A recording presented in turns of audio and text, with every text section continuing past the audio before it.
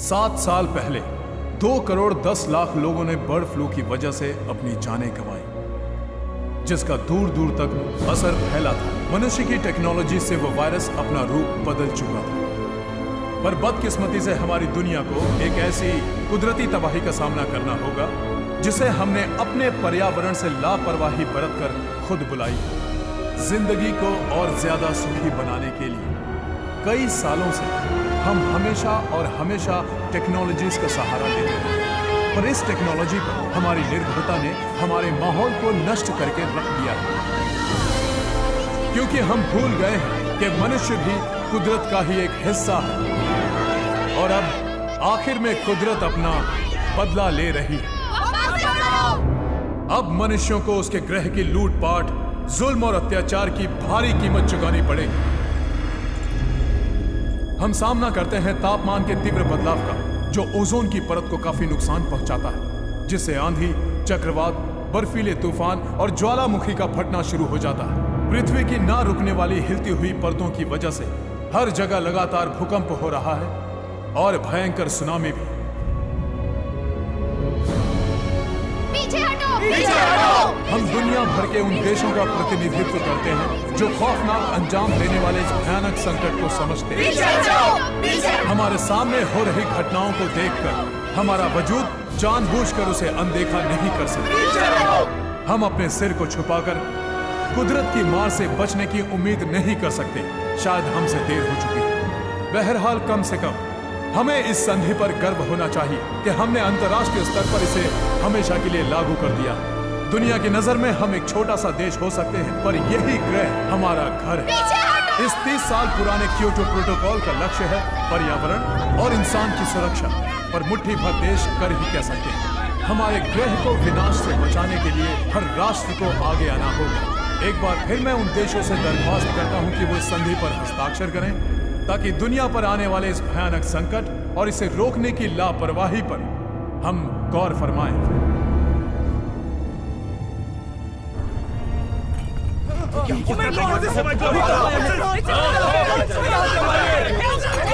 Sir आप यहाँ से चलिए, भूकंप आ गया है। और बाकी लोगों का क्या होगा? सर हम उन्हें संभाल लेंगे। इस तरफ से सर।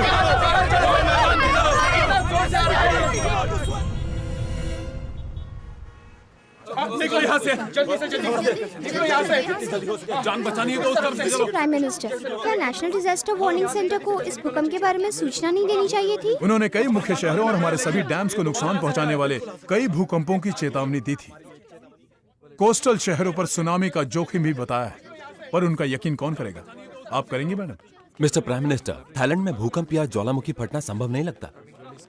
हम पर तबाही नहीं टूटेगी, इतना यकीन से कैसे कह सकते हो? अगर दुनिया खत्म हुई तो हमारा हाल भी दूसरे पृथ्वीवासियों जैसा ही होगा। सच का सामना करने में ही भलाई है।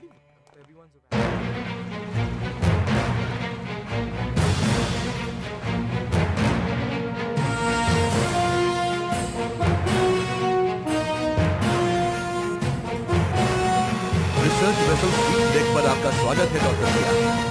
आपका बहुत बहुत शुक्रिया। कमांडर, पानी के नीचे के ज्वालामुखी की आपकी इस रिपोर्ट से मैं काफी परेशान हूँ। प्लीज डॉक्टर सियाम हमारे मीटिंग रूम में चलें। Good idea. पानी के नीचे मिले इस ज्वालामुखी के बहाव का दर काफी ज्यादा है। मैंने पहले इस ज्वालामुखी पर कोई खास ध्यान नहीं दिया था। मैंने सोचा कि ये सुप्त है, पर अब मैं इसे मीटर दर मीटर बढ़ता और गर्मी फैलाता हुआ देख रहा हूँ।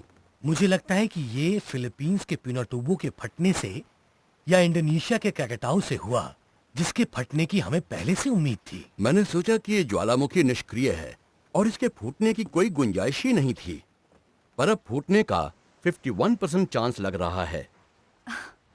क्रेकाटाओ और पिनाटुबो ही क्या कम थे? अब हमें इस पर भी नजर रखनी होगी। ये कब फूटेगा कह नहीं सकते।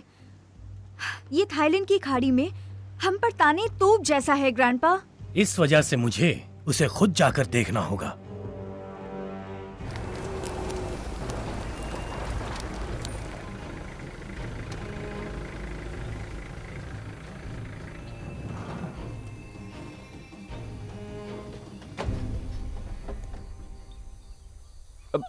अब चलो भी।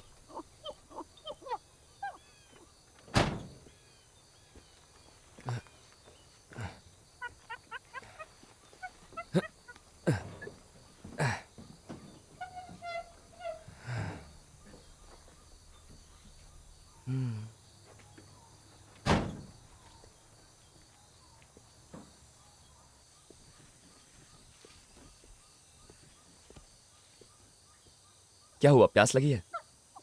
पहले मैं, ये लो, पकड़ो इसे। चलो चलो आ जाओ।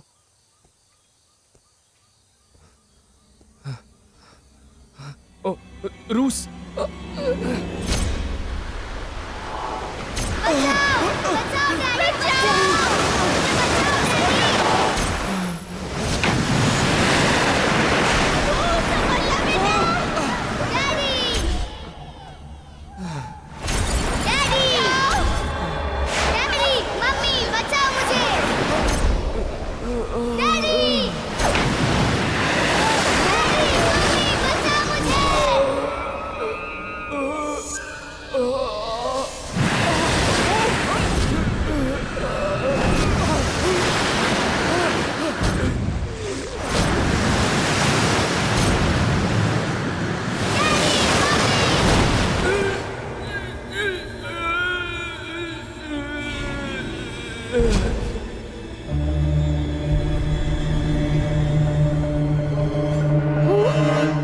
वो तुम ठीक हो ना?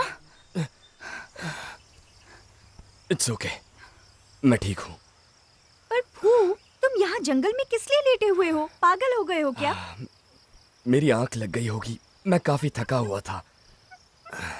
उफ, बंद करो अपनी बकवास। अगर हमने तुम्हें ढूंढा नहीं होता ना, अब तक तुम्हें बाघ ने खा लिया होता। पर तुम दोनों ने मुझे ढूंढा कैसे? ओ भू, तुम भी ना। तुम तो इतने जोर से चीख रहे थे कि तुम्हारी चीखों से मुर्दे भी जाग जाएं। अच्छा हुआ तुम दोनों आ गई, मैं तुम्हें कुछ दिखाना चाहता हूँ।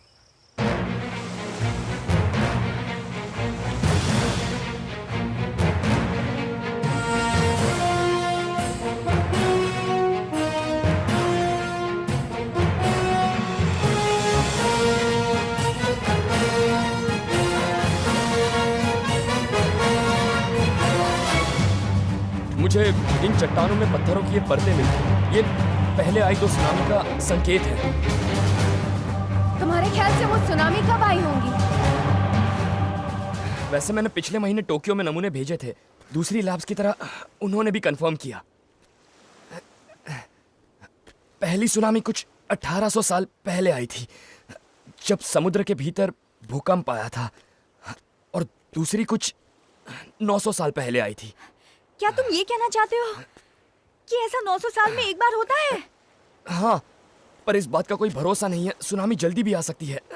बस पहुंच गए।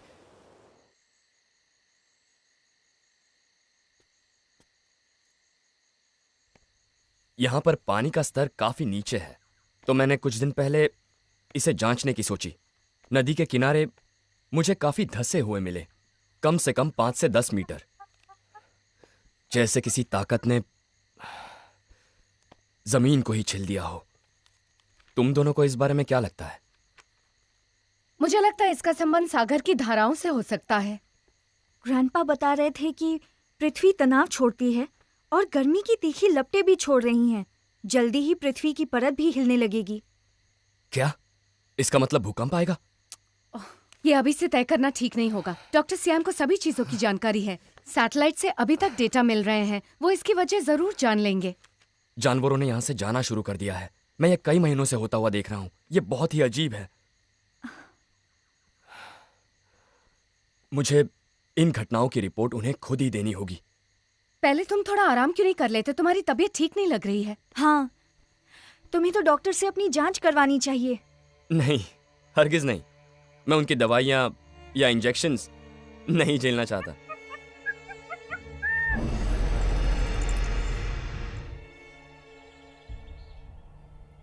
इंडियन ओशन प्लेट को आप लोग गौर से देखिए। वो लगातार अपनी प्लेट के नीचे सरकता जा रहा है और इस रगड़ का ज्यादा असर इस ज्वालामुखी पर होगा। डॉक्टर सियाम, आग की किरणें काफी तीव्र है। परफोरेशन प्लेट में काफी जगहों पर दिख रही है। क्या दूसरे ज्वालामुखी भी वैसा ही बर्ताव कर रहे हैं? हम क्रैकाताओ पिनातोबू ज्वालामुखी पर नजर रखे हुए हैं। अनुमान है पिछले 120 साल में ये सबसे भयानक तरीके से फटने वाला ज्वालामुखी होगा। वैसे इंडोनेशिया भी इस इलाके के 3 ज्वालामुखियों में होने वाली क्रियाएं देख रहा है। हमें उनकी पूरी मदद करनी चाहिए। आखिर हम सब इसी ग्रह पर रहते हैं। आचे में सर। ये तो 2004 की भूकंप वाली जगह है। हमारे पास लोगों को बचाने के लिए बस 1 ही घंटा है। डॉक्टर, ठीक उसी जगह है, बिल्कुल पहले की तरह। मैं प्राइम मिनिस्टर को फौरन बताता हूँ। मेरी बात सुनो, सभी कोस्टल वार्निंग सेंटर्स को तुरंत अलर्ट करो। जी डॉक्टर। आपने सुनामी को लेकर मुझे 2 बार डरा दिया है। इस बार कितना यकीन है डॉक्टर? देखिए, मैं आपको बता चुका हूं कि मैं नॉर्थ की रैली में जा रहा हूं। मेरी पार्टी के ज्यादातर मतदाता वहीं हैं।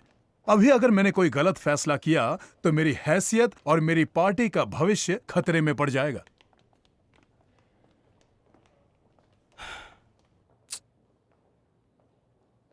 अगर आपको यकीन है तो मैं डिजास्टर रिलीफ सेंटर को अलर्ट कर दूंगा। ये मेरा आपसे वादा है।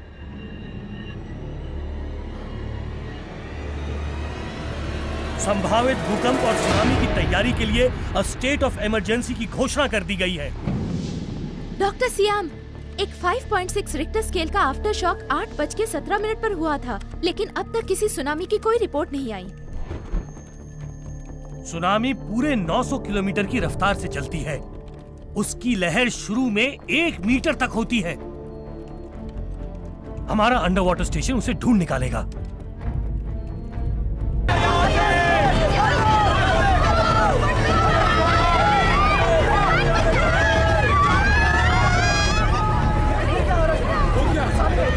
वो क्या है? मैंने ऐसा पहले कभी नहीं देखा।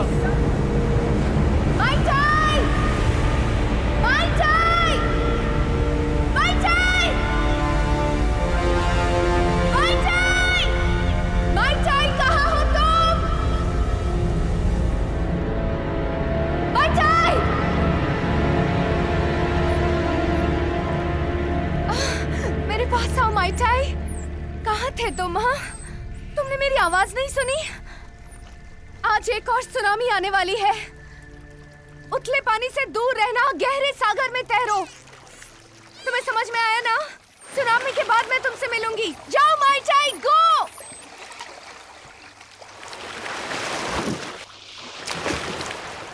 अपना ख्याल रखना माइचाई।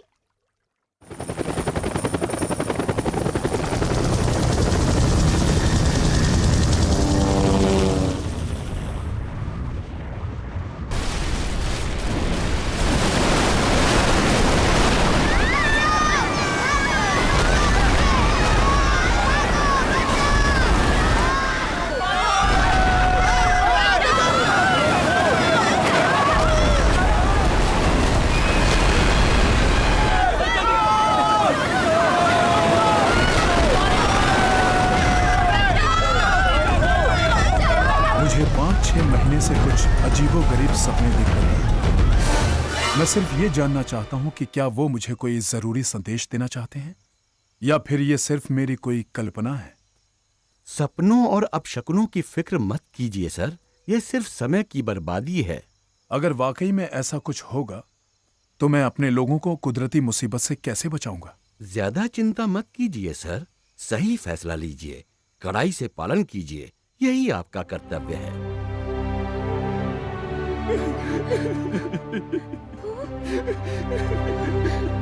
आई एम सॉरी, मैं तुम्हें यहाँ अकेले छोड़कर चली गई।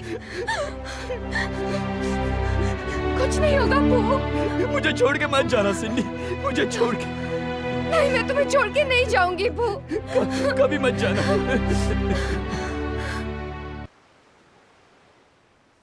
एक और फॉल्स अलार्म।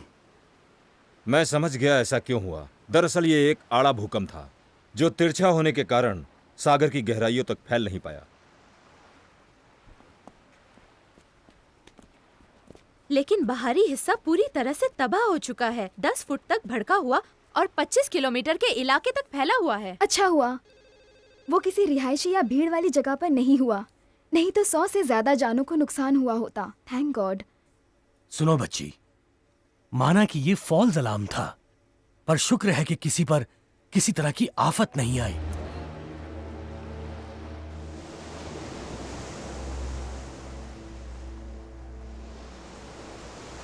हवाई ने 9.7 तीव्रता का भूकंप रिपोर्ट किया, जिसे कवाई में महसूस किया गया, लेकिन उसका एपिसेंटर आचे में था।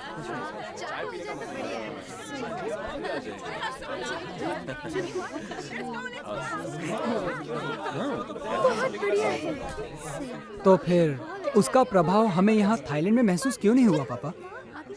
मेरे ख्याल में वो आड़ा भूकंप था जिसे हम लोग यहाँ महसूस नहीं कर सके।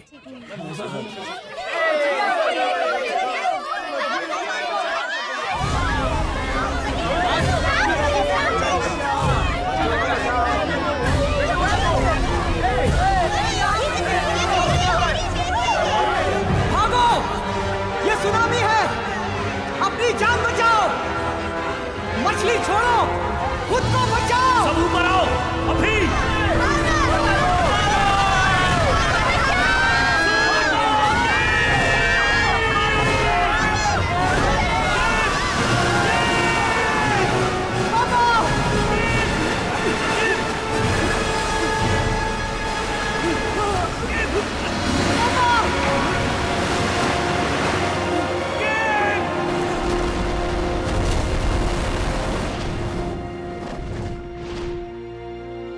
ग्रैंडपा, अगर इस सुनामी में आपको कुछ हो गया तो मैं बिल्कुल अकेली रह जाऊंगी।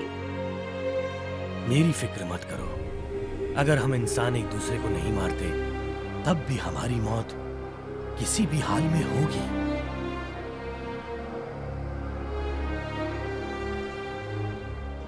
डैड, देखिए मैं अब तक इस टापू में 30 अरब बाट लगा चुका हूँ। डैड, मुझे गठबंधन सरकार के बारे में कुछ मत बताइए, मेरी बला से वो सब भाड़ में जाएं।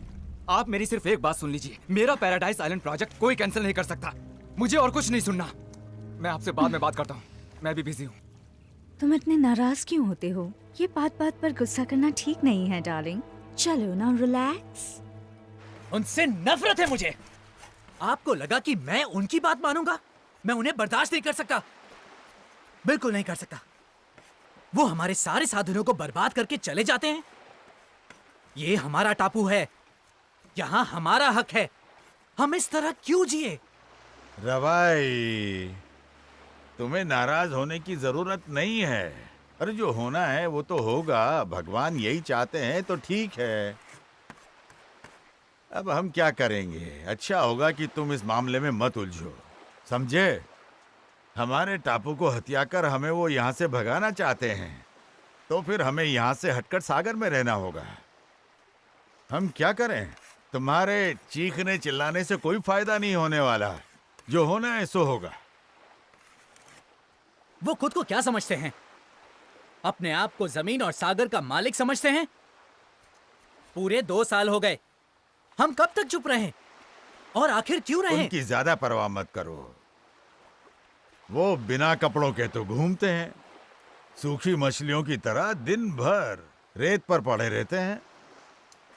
क्या आपको परवाह नहीं है? अगर उन्होंने कसिनो बना लिया तो फिर हम क्या करेंगे? हमारे टापू में जुआरी, ठग, वेश्याएं और ना जाने क्या क्या दिखाई देंगे। अंकल कैंग, हमें क्या करना चाहिए? मैं अपना टापू नहीं छोड़ूंगा, भले ही वो जबरदस्ती करें। मरते दम तक लड़ूंगा।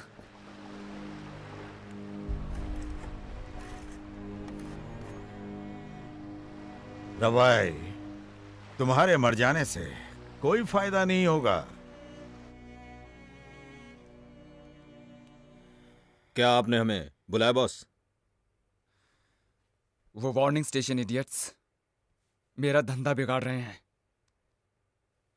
मैंने अरबों लगाए हैं जो उनके बकवास सिग्नल स्टेशन से कहीं ज्यादा हैं। सब बकवास है। 1000 सालों तक कोई सुनामी नहीं आएगी। वो कुछ करके तो देखें। बेवकूफ, मुसीबत खड़ी कर रहे हैं। तो आप ही बताइए उनके साथ क्या करना है बॉस? क्या? मैंने सोचा तुमने उन्हें ठीक कर दिया होगा। तुम्हें पता है, आज शाम को एपीएन कसिनो के बारे में मेरा इंटरव्यू लेगी। मैं उन्हें अभी ठीक करता हूं। हाँ, लेकिन खामोशी से करना। जानते हो मैं यॉट मरीना बना रहा हूं। जब मेरा कसीनो बन जाएगा तो यॉट खूब पैसा कमाएगा, दुनिया के चारों कोनों का पैसा। इसे कहते हैं वाकई एक मेगा प्रोजेक्ट। गांव वाले आपके प्रोजेक्ट में बिल्कुल टांग नहीं अड़ाएंगे बॉस।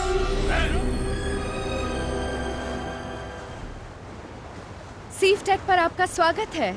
ये तो बहुत शानदार लगता है। शायद मुझे रिपोर्टर का काम छोड़कर यहाँ डीप सी प्रोजेक्ट में वॉलंटियर बन जाना चाहिए। हाँ, बाहर से जरूर मजेदार लगता होगा, पर हकीकत ये है कि हमारा काम भी काफी तनाव भरा है। आजकल पर्यावरण में जो बदलाव आ रहे हैं उसके बारे में हमेशा चिंता लगी रहती है। रवाई, सब मछलियाँ कहाँ चली गई? पानी में तो कहीं नहीं दिख रही। तुम नाव पर ही रहना और पानी में मत उतरना। मैं बस अभी आया, समझ गए?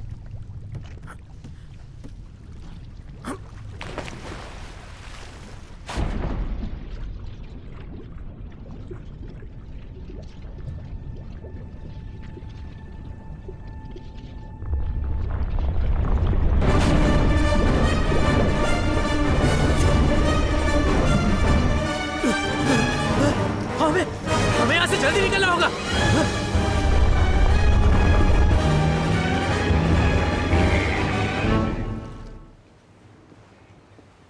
क्या तुम बता सकते हो कि समुद्र तल कहाँ टूटा है? हमें इसकी जांच करनी होगी। जी सर। तुम्हें यकीन है? क्या तुम्हें वाकई समुद्र तल में दरार दिखी थी? हाँ, मैंने देखा था। मैं काफी टाइम से यहाँ डाइविंग करता आ रहा हूँ। 7 साल पहले यहाँ सुनामी आई थी। उसके बाद से हम इन चट्टानों को देख पाते थे, लेकिन इस बार ये गतिविधियां यहाँ नहीं वहाँ हो रही हैं। तुम्हारे जैसे वॉलंटियर को पाकर हमारी मुश्किलें और आसान हो गई। मैं टापूवासी हूँ। सागर ही मेरे लिए सब कुछ है। मैं उससे प्यार करता हूँ। अगर उसे कुछ हो तो मैं ये देख नहीं सकता। और आज तो आप भी देख सकते हैं कि मछलियां कहीं चली गई हैं। सागर खाली हो रहा है। यहाँ कुछ भी नहीं बचा। क्या तुम उस दरार की फोटो के लिए पानी में गोता लगाने के लिए तैयार हो? अगर आप दोनों चाहें तो हमारे साथ आ सकते हैं। हाँ, हमें मजा आएगा। शुक्रिया। क्यों नहीं?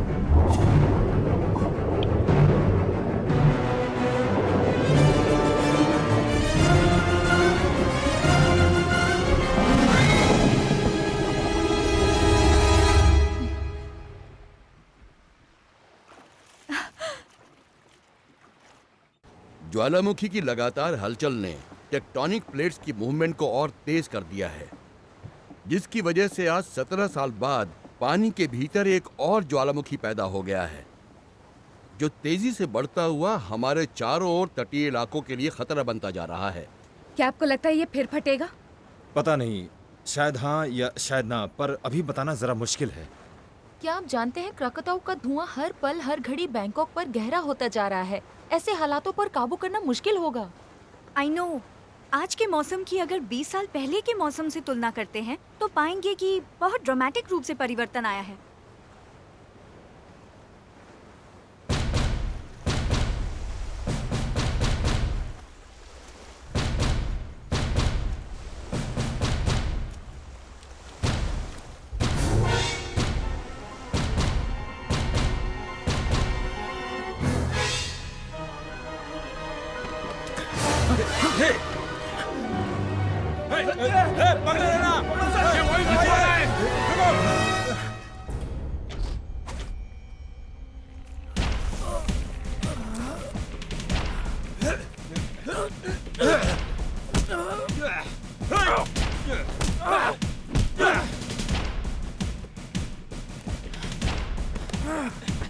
तुम्हारी हिम्मत कैसे हुई हाँ?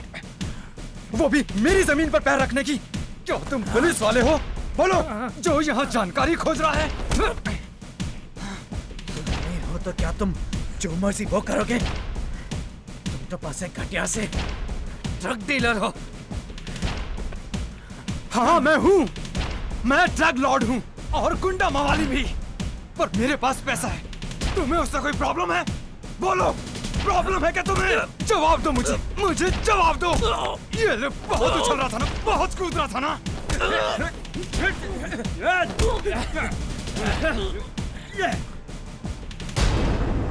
रवाई,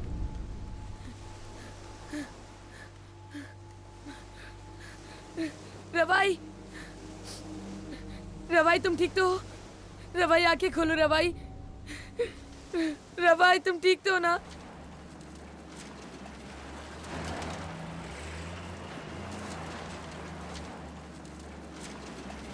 नीतू, नीतू,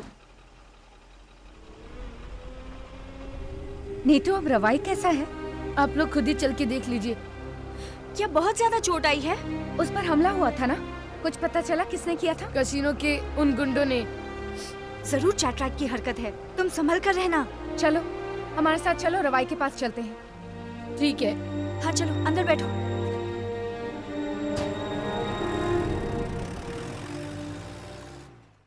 मैं ठीक हूँ, मेरी फिक्र मत करो। 32 टांके लगे हैं और फिर भी कहते हो मैं ठीक हूँ? मेरे साथ सही नहीं हो रहा। मैं यहाँ पैदा हुआ, मेरे माँ बाप यहाँ पैदा हुए, और इस सब के बावजूद हमें यहाँ से कुत्तों की तरह खदेड़ा जाता है।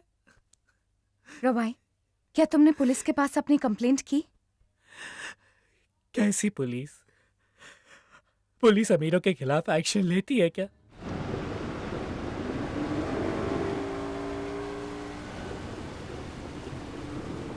हमारा समाज उससे डरकर उसका सम्मान क्यों करता है? क्या वो उसकी असलियत देख नहीं सकते? करोड़पति का बेटा सोने का चम्मच लेकर पैदा होता है, वो अपने बाप का लाडला होता है। वैसे उसके पिता काफी बड़े नेता हैं। ऐसे लोग या तो बहुत अच्छे होते हैं या फिर बिल्कुल गिरे हुए। अमीर हमेशा सही और गरीब हमेशा गलत क्यों? यहाँ तो कोई बराबरी है ही नहीं। यही तो असली प्रॉब्लम है हमारी जिंदगी की। आज की बड़ी बड़ी इमारतें और हवाई ट्रेन से इंसान की असली समस्याएं हल नहीं हुई हैं। तो फिर बताओ सिंडी, हम मदद की उम्मीद किससे करें? शायद ऊपर वाले से या कुदरत की किसी ताकत से। सिर्फ इन्हीं के पास शक्ति है हमारी समस्याएं सुलझाने की। क्या तुम एक और सुनामी की बात कर रही हो? देखो तुम मुझे ऐसे डराओ मत सिंडी।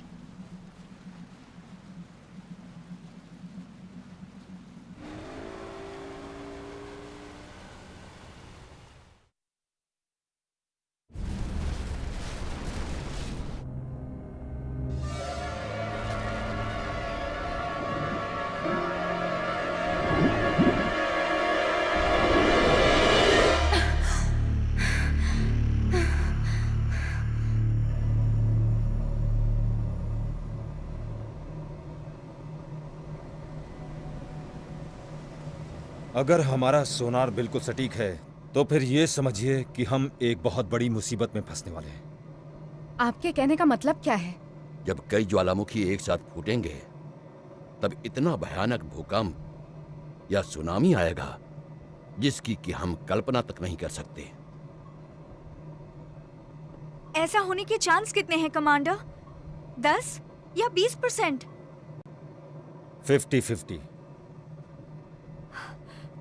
तो फिर हमें क्या करना चाहिए? हम इसी वक्त इस जहाज की दिशा बदल रहे हैं, पर पहले तुम्हें किनारे पहुंचाना होगा। उसके बाद हम दुनिया के तमाम वार्निंग स्टेशंस और डॉक्टर सियाम को सभी सूचनाएं भेजेंगे, क्योंकि ये जानकारियां उनके लिए बेहद जरूरी हैं। और आप क्या करेंगे? आप दोनों के यहां से जाने के बाद हम किसी भी ज्वालामुखी गड़बड़ी के लिए इस सागर के तल की पूरी तरह से छानबीन करेंगे।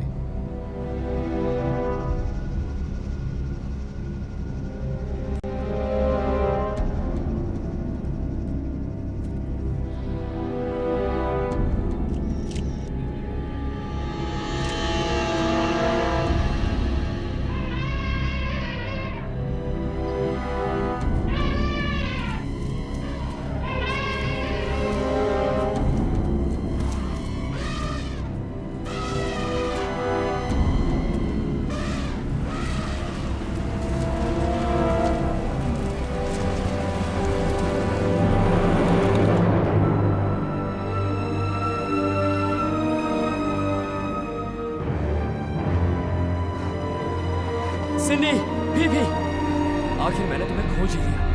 बात क्या है भू? तुम पर तो जैसे मौत का खौफ है। अर्जेंट है, हमें इसी वक्त वार्निंग सेंटर जाना होगा। भू, क्या हुआ? हम यहाँ ये देखने आए हैं कि ग्रैंडपा ठीक है या नहीं। तो चलो जल्दी से डॉक्टर से मिलते हैं। तो ठीक है, फिर चलो। डॉक्टर सियाम, मैं इस पर कोई भी कदम उठाने से पहले हालात की गंभीरता को जानना चाहूंगा। क्रैकटाउ और दूसरे ज्वालामुखी जो 140 साल से निष्क्रिय हैं, फिर से कभी भी फट सकते हैं और इसकी संभावना 70% है।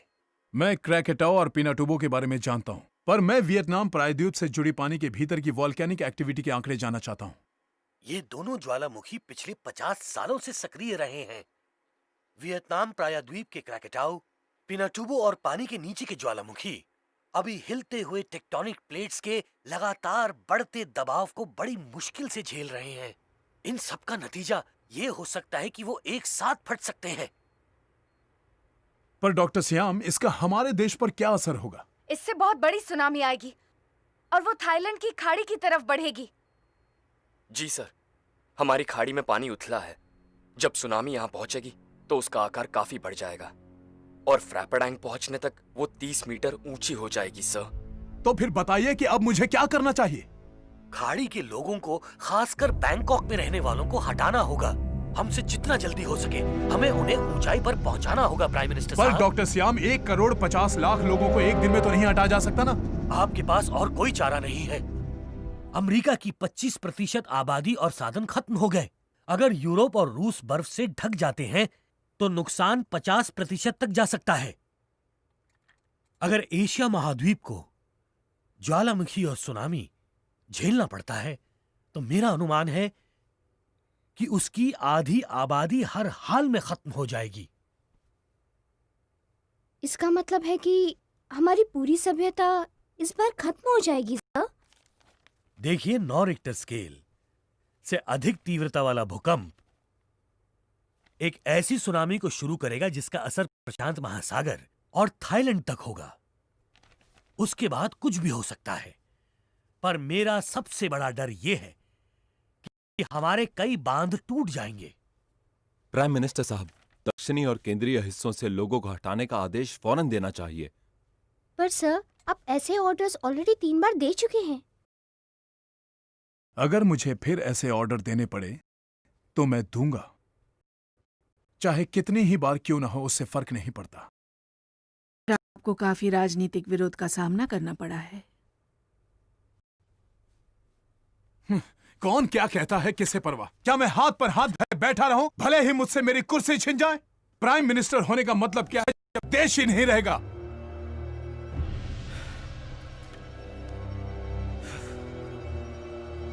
वेल डॉक्टर सियाम, इसके घटने का कितना विश्वास है आपको बताइए। 50% से ज्यादा सर। स्टेट ऑफ इमरजेंसी लगाने पर क्या होगा? हर तरफ अफरा तफरी मच जाएगी। मैं जानता हूं कुछ नागरिक इसके होने का यकीन नहीं करेंगे, पर कम से कम यकीन करने वाले शहर को छोड़कर खुद को बचा लेंगे। काफी तादाद में लोगों के घायल होने की फिक्र मुझे सताए जा रही है। इस बार आप गलत फैसला नहीं ले सकते सर। जानता हूं, पर मैं ईश्वर नहीं हूं। डॉक्टर सियाम, फौरन नेशनल डिजास्टर सेंटर पहुंचिए और सारी नई रिपोर्ट्स भेजिए। कदम उठाने से पहले मैं पूरी जानकारी लेना चाहूंगा। हम ज्यादा से ज्यादा 6 मीटर ऊंची लहरें झेल सकते हैं, पर उससे ऊंची लहरों का कुछ कहा नहीं जा सकता। इस समय हमारी दुनिया मुसीबत में है और इस जहाज पर हमारा काम है गहरे समुद्र में कड़ी नजर रखना। अगर हम ऐसा नहीं करते तो हम नाकारा साबित होंगे। फिर इस जहाज पर मेरी क्या जरूरत है? इस खतरनाक संकट के दौर में जिसके लिए हम यहां पर इकट्ठा हुए हैं, सरकार को कई एजेंसियों की रिपोर्ट मिली है कि दुनिया के इलाके कुदरती कहर से घिरे हैं जिसे मनुष्यों ने कभी देखा नहीं होगा। कई खास एजेंसियों का मानना है कि ऐसा होने की संभावना कम से कम 25% तक हो सकती है। और लापरवाही टालने के लिए मैं गवर्नमेंट काउंसिल की ओर से संक्रांत उत्सव के लिए 7 दिन की छुट्टी की घोषणा करता हूं। जो कि कल सुबह से ही लागू की जाएगी।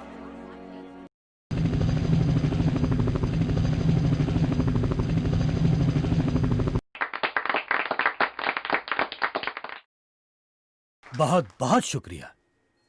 आइए बिना चूके हम सब अपना अपना कर्तव्य निभाएं, क्योंकि किसी की छोटी सी गलती के लिए हमें भारी कीमत चुकानी पड़ सकती है। Congratulation sir. तुमने लोगों के दिमाग में क्या उटपटांग भर दिया? हाँ, कि दुनिया जल्दी डूब जाएगी, विनाश हो जाएगा, लाखों लोग मारे जाएंगे, बैंकॉक में सुनामी का कहर बरपेगा। तुम्हारा दिमाग पूरी तरह से खराब हो चुका है, तुम पागल हो गए हो।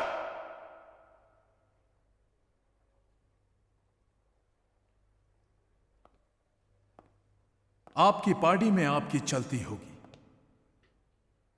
आपके पास धन दौलत और आपके पास बहुत ताकत भी होगी, पर आप कुदरत के गुस्से को रोक नहीं सकते। आप ईश्वर नहीं हैं। कोरी बकवास, ये तो सरासर पागलपन है। तुम केवल अपने जिद से इस सरकार को बर्बाद करने पर तुले हुए हो, और अब विरोधियों को तुम्हें कुचलने का मौका मिल गया है। लेकिन मेरी बात याद रखना, जिस दिन तुम्हारे हाथ से प्राइम मिनिस्टर की ये कुर्सी जाएगी, उस दिन तुम्हारी जगह यहां मैं बैठा हुआ मिलूंगा।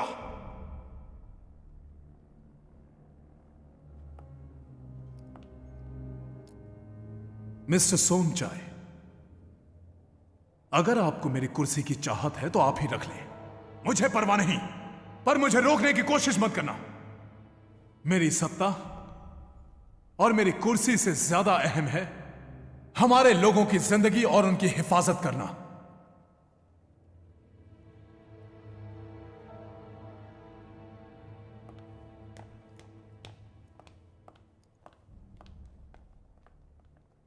तुम काफी टेंशन में लग रहे हो। हाँ, वो तो मैं हूं, मगर मुझे देखे बिना भी तुम मेरे मूड को समझ जाती हो। वजह वो गठबंधन वाली पार्टी है ना, पर तुम्हें उनके इरादों का तो हमेशा से ही पता था ना। बेहतर होगा इन सब मामलों में तुम ना उलझो। मैंने तुम्हें इस साल के सोंक्रांग उत्सव के लिए फोन किया था। तुम बच्चों को सोंक्रांग के लिए चियांग माई ले जाओ और मैं तुम्हें बाद में मिलूंगा। ट्राइपॉप, हमेशा यही कहते हो पर कभी पहुंच नहीं पाते। क्योंकि तुम ये लोगों के लिए कर रहे हो तो मैं परेशान नहीं हूं। वादा करता हूं इस बार मैं वक्त पर जरूर पहुंच कर दिखाऊंगा। मैं चाहता हूं कि तुम बच्चों को चियांग माई ले जाओ, क्योंकि इस साल का उत्सव बहुत ही शानदार होगा।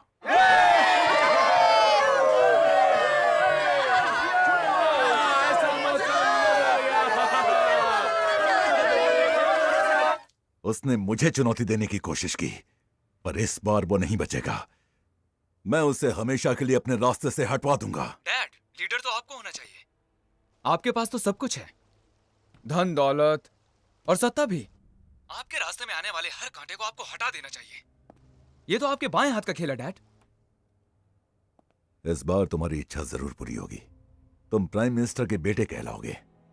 जो होना है सो होकर रहेगा। मैं अपने लोगों की जिंदगी के बदले में अपना सब कुछ कुर्बान करने के लिए तैयार हूं।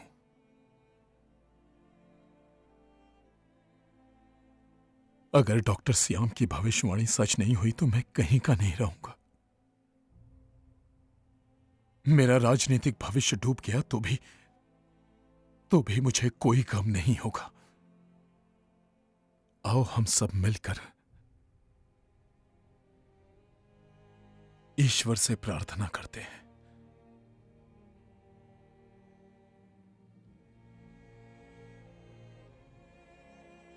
हे थाईलैंड के रक्षक देवता, ऐसे हालात से मुझे लड़ने की ताकत हो ताकि मैं यहां की अपनी जनता को इस भयानक संकट से बचा सकूं। जरा उन्हें देखो रवाई, कितनी गंदी हरकत करते हैं। रवाई, उनमें रत्ती भर भी शर्म नहीं, जानवरों की तरह है। उन्हें पुलिस गिरफ्तार क्यों नहीं करती? तू अपनी आंखें बंद कर। मेरा खून खोल रहा है। अब तो कुछ करना ही पड़ेगा। हमारे स्वर्ग जैसे टापू को नर्क बना दिया है।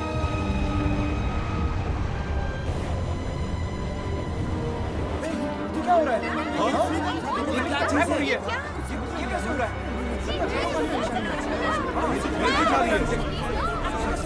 अरे इतना बरस रहा है। चीज है ये तो फैलती जा रही है। 100 साल में पहली बार चीन को ऐसा झटका लगा है। हाँ, उनका सबसे बड़ा बांध ढह गया है। लंदन पूरी तरह से बर्फ से ढक चुका है। फ्रांस, स्पेन, इटली भी बुरी तरह से चपेट में है। वहां पे लोग बर्फ में ही जमकर मर गए। मेरे आज यहां आने का एक ही मकसद है कि मैं तुम सब के साथ मिलकर इस खतरनाक मिशन का सामना करूं। आई एम सॉरी कि सोंक्रांग उत्सव की छुट्टियां मनाने की बजाय आप लोगों को यहां आना पड़ा। उसके लिए मैं आप सबका बहुत बहुत आभारी हूं। एक बात और है जिसके लिए मैं आप सभी को चौकन्ना करना चाहता हूं कि चाहे हालात कैसे भी हों, हम उसका डटकर सामना करेंगे।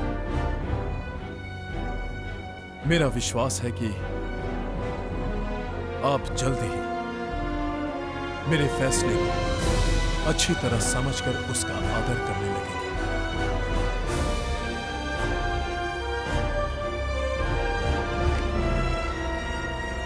हेलो, कहिए प्राइम मिनिस्टर साहब। मैं एयरबोर्न डिजास्टर रेस्क्यूअर्स के साथ हूं। हम किसी भी हालात से लड़ने के लिए तैयार हैं। उम्मीद है कि आपकी भविष्यवाणी सही होगी। कृपया उल्टी गिनती शुरू करें। हमें ये टापू हर हाल में छोड़ना होगा सर।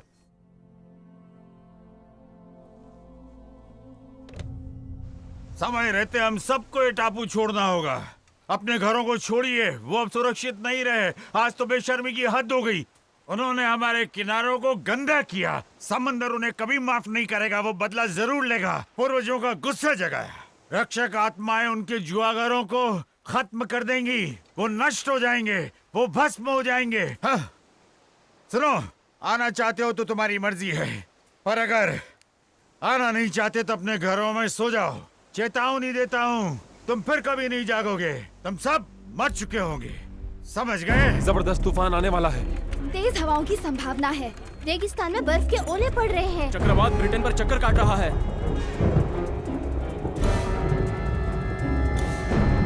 ये ट्राइपॉप अब प्राइम मिनिस्टर नहीं रहा, वो तो पागल हो गया है। मैंने आप लोगों को ये बताने के लिए बुलाया है कि मैं अपनी पूरी ताकत लगाकर ये पार्लियामेंट भंग करवाऊंगा और ट्राइपॉप को वहां से हटाऊंगा। ट्राइपॉप को उसके पद से हटाना हम सबकी नैतिक जिम्मेदारी है और वो तभी मुमकिन है जब मुझे आपका समर्थन मिले। अब यह फैसला करना आप लोगों के हाथ में है। उसने हमारे इस समृद्ध देश की फलती फूलती अर्थव्यवस्था को पूरी तरह से बर्बाद कर दिया है। उसने 3 बार लोगों को इसलिए हटवाया क्योंकि सुनामी की बेतुकी चेतावनी मिली। आखिर हमारे प्राइम मिनिस्टर हैं कौन? ट्राइपॉप या फिर डॉक्टर सीएम? डॉक्टर सीएम वो तो कई बार सेनेटर की पोस्ट लड़ चुका है, पर हमेशा हार जाता है। हाँ हाँ जानता हूं, उसके ऊपर इस नाकारा प्राइम मिनिस्टर का हाथ जो है। उसने इस साल सोंक्रान उत्सव के लिए 7 दिनों की छुट्टी घोषित कर डाली है। लोग बैंकॉक छोड़कर जा रहे हैं। इस हिसाब से सारा शहर ही खाली हो जाएगा। लोगों ने अलग अलग दिशाओं में जाना शुरू भी कर दिया है। आखिर ये हो क्या रहा है? मेरा सुझाव है इस प्राइम मिनिस्टर को हटाकर मिस्टर सोमचाई से निवेदन करें कि वो ये पद संभाल लें। उसके लिए हमारे पास वोट भी हैं। हाँ, वैसे काफी अच्छा सुझाव है।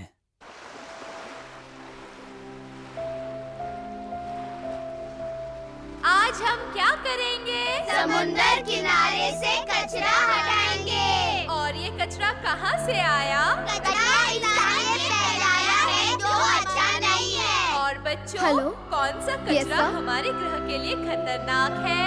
जिस कचरे में खतरनाक रसायन और कीटनाशक है। बहुत अच्छे बच्चों।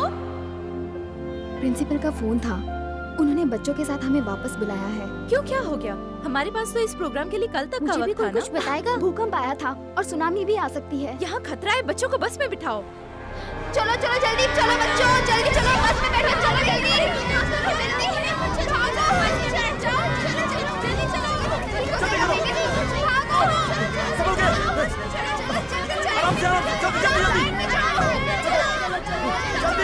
सुनामी आ रही है।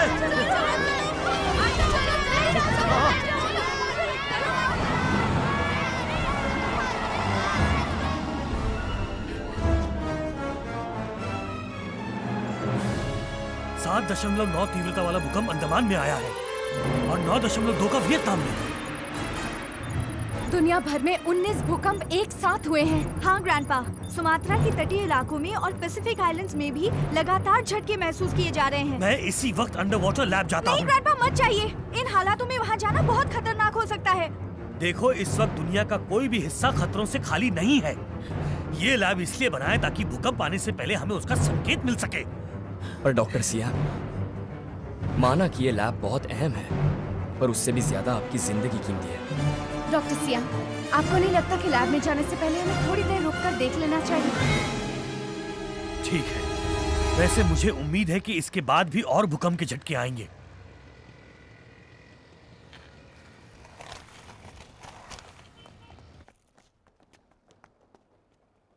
मुझे विश्वास है कि पूरे हस्ताक्षर हैं। हम अब ट्राइपॉप को उनकी कुर्सी आपको देने पर मजबूर कर सकते हैं सर। अब आप ही प्राइम मिनिस्टर बनेंगे। ये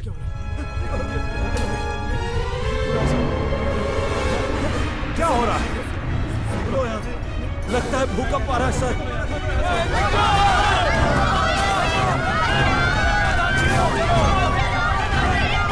घबराने से कुछ नहीं होगा। सर मेरी बात मानिए, यहाँ से चलिए। मगर हम 11वीं मंजिल पर हैं। लिफ्ट से जाना ज्यादा खतरनाक होगा।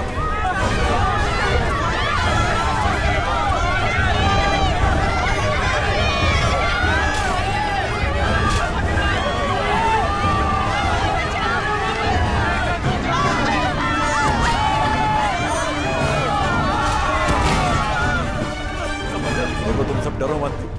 इस इमारत को कुछ नहीं होने वाला।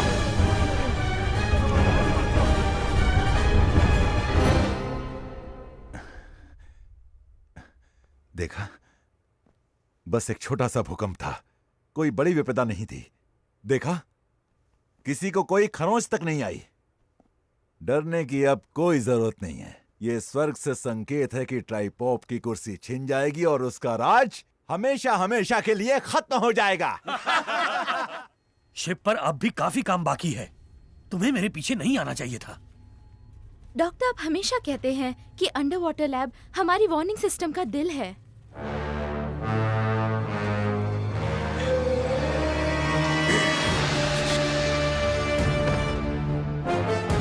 माफ करना मेरी बच्ची, मगर मैं मजबूर हूं।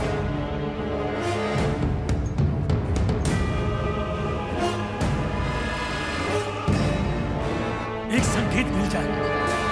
मैं जानना चाहता हूं, मेरे लिए जानना जरूरी है कि आखिर भूकंप कब आएगा। एक संकेत दे दो। देखो, मैं एक वैज्ञानिक हूं और भूकंप की भविष्यवाणी करना मेरा काम है। मुझे संकेत दो ताकि मैं लोगों को बचा सकूं। हे ऊपर वाले, अगर ये सारी भविष्यवाणियां वाकई में सच हैं, तो हमारी दुनिया फिर से अंधकार युग में चली जाएगी। क्या हो रहा है यहाँ पे? ये क्या? ये क्या?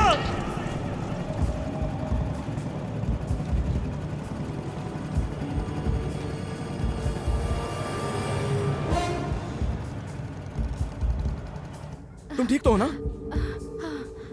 क्या हुआ था? तुम ठीक हो? डॉक्टर सियाम, लेवल 5 रेंज पे भूकंप की चेतावनी देने की तैयारी करो, जिससे हम जनता को जल्द से जल्द वहाँ से हटा सके। लेकिन डॉक्टर सियाम, पर इस सिग्नल के लिए आपके पास सबूत क्या है डॉक्टर? प्लीज बताइए ना डॉक्टर। अंडर वाटर अलार्म शुरू हो गया है। मेरी बात मानो और सवाल करना बंद करो। प्लीज लैब से तुरंत बाहर आ जाइए। वहाँ आपके लिए खतरा बढ़ रहा है। Please grandpa. मेरी फिक्र मत करो, मेरे बारे में मत सोचो। तुम्हें करोड़ों जिंदगियां बचानी है। इससे पहले कि देर हो जाए, भूकंप की चेतावनी का संकेत दे दो। प्राइम मिनिस्टर साहब को भी तुरंत खबर कर देना। मैं तुम्हें इसी वक्त डेटा भेजता हूँ। अपना फोन उठाओ। प्लीज डॉक्टर सियाम,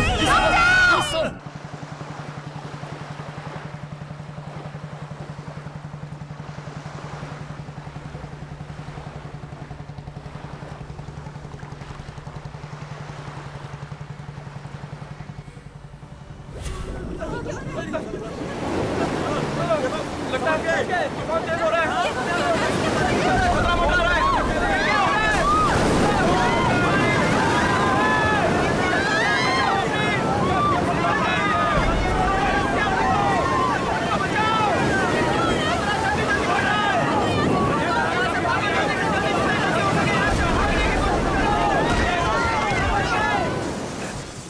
नहीं भेज सकता क्योंकि कम्युनिकेशन लाइन टूट चुकी है। कम्युनिकेशन लाइन टूट चुकी है।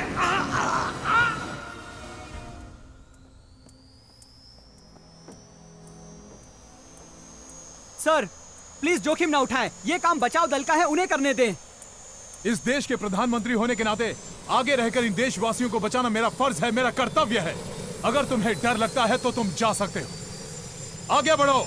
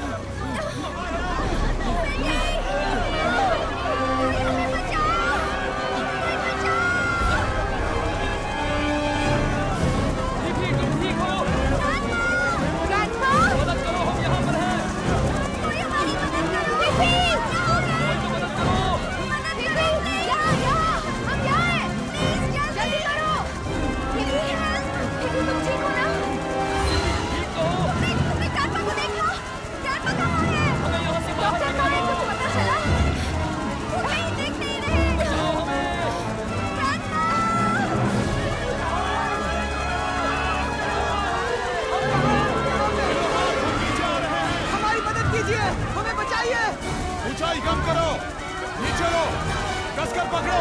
नीचे ले रहा हूँ सर। हिलो मत।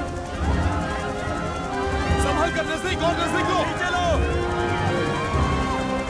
और नीचे लो, आराम से। हाथ दो मुझे। हाँ।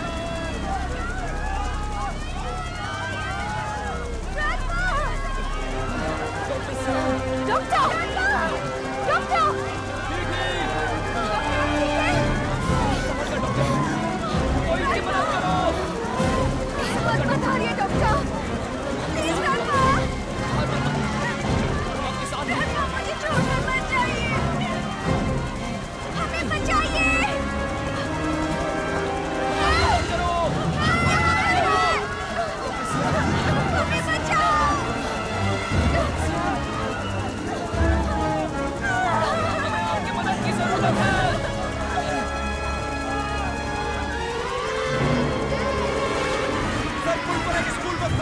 दिख गई।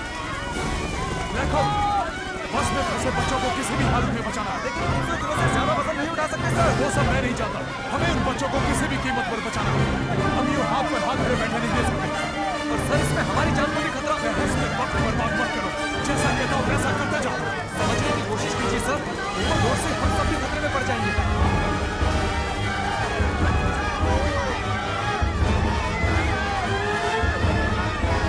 ठीक है तो फिर मैं वहां नीचे जा रहा हूं। पर आप ये नहीं कर सकते सर। दम है तो मुझे रोक के दिखाओ।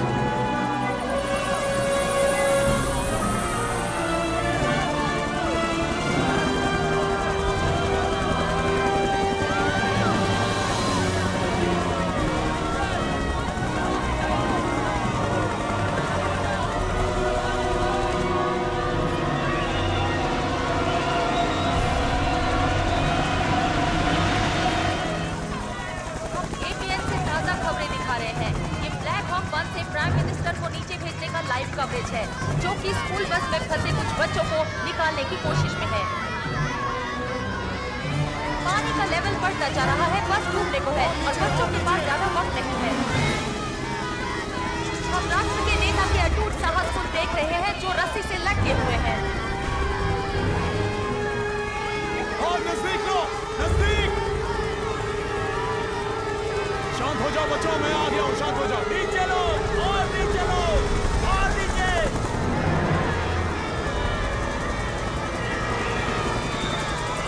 ऊपर लो, ऊपर खींचो, धीरे धीरे ऊपर खींचो और ऊपर, थोड़ा और ऊपर।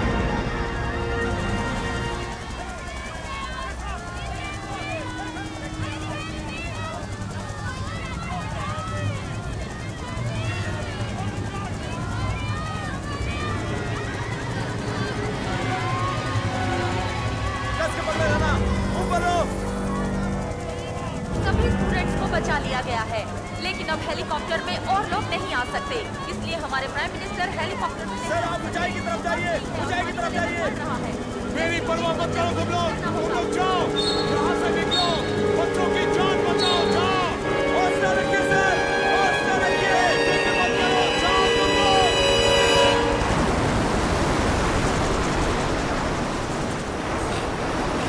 ओह, लहरों में बहते हुए प्राइम मिनिस्टर को मैं देख रही हूँ। ओह गॉड, वो डूब रहे हैं, प्लीज उन्हें कोई बचाइए। सर आप ऊंचाई की तरफ जाने की कोशिश कीजिए।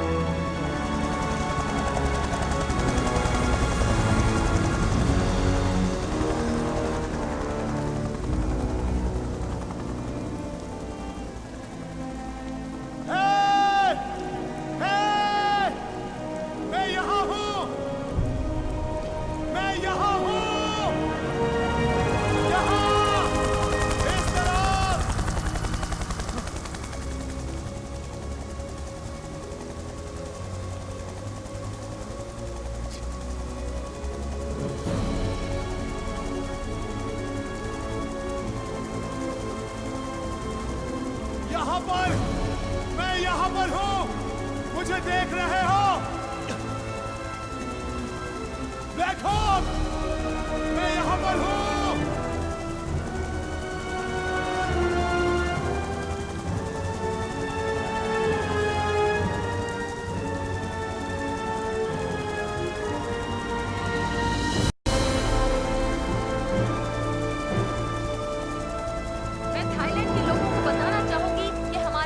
देवदूत की महिमा से हमारे एयरबोर्न रेस्क्यू टीम ने घंटों मेहनत करने के बाद प्राइम मिनिस्टर को खोज लिया है।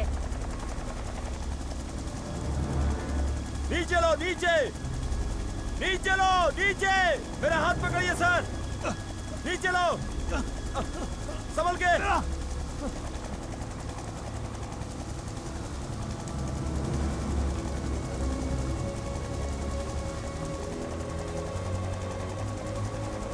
अपना हाथ दीजिए सर, और नीचे ले चलो, कस कर पकड़े रहिएगा। आखिरकार हमारे एयरबोर्न रेस्क्यू टीम वाले उन्हें सुरक्षित बचाकर हेलीकॉप्टर तक ला रहे हैं। ओह वाह!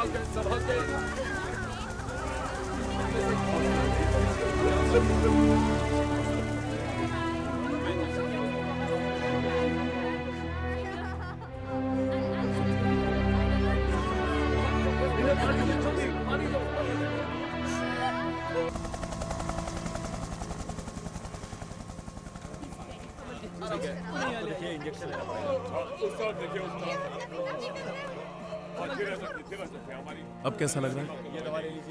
मेडिकल यूनिट वालों को यहाँ भेजो।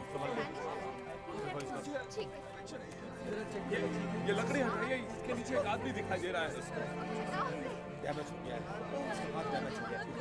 रुको, लगता है वहां कोई घायल पड़ा है।